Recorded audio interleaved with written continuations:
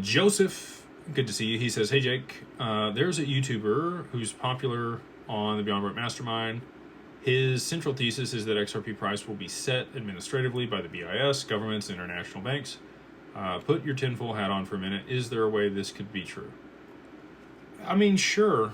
The BIS could come out and say this is what the price of XRP is going to be, but my whole premise behind why I kind of disagree with that is you need flexibility in the price. You need it to be dynamic in order to continue to absorb liquidity and change in value as more volume moves onto the network. And if you have a fixed value or price for it, it really truncates its ability to do that. It becomes inflexible or rigid.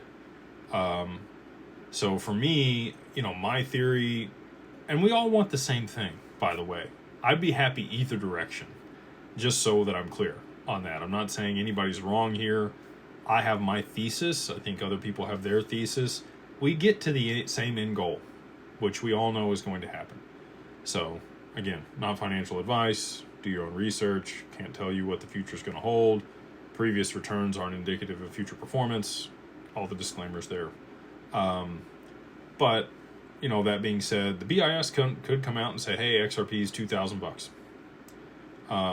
And Ripple could gift them a large portion of the supply through force majeure, or again, pre-negotiated options or contracts on the XRP that they set up with 1,700 NDAs that they have. And then they tell the banks what it's worth, and that's where they set it on the balance sheet.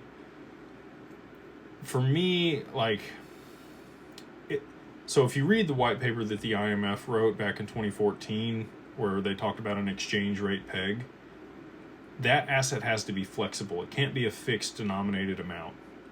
And so that's where, I kind of differ on that. Again, it's kind of logistics on how we get there. I don't really care who's right at the end of the day. We know where it's going and how it's going to be used.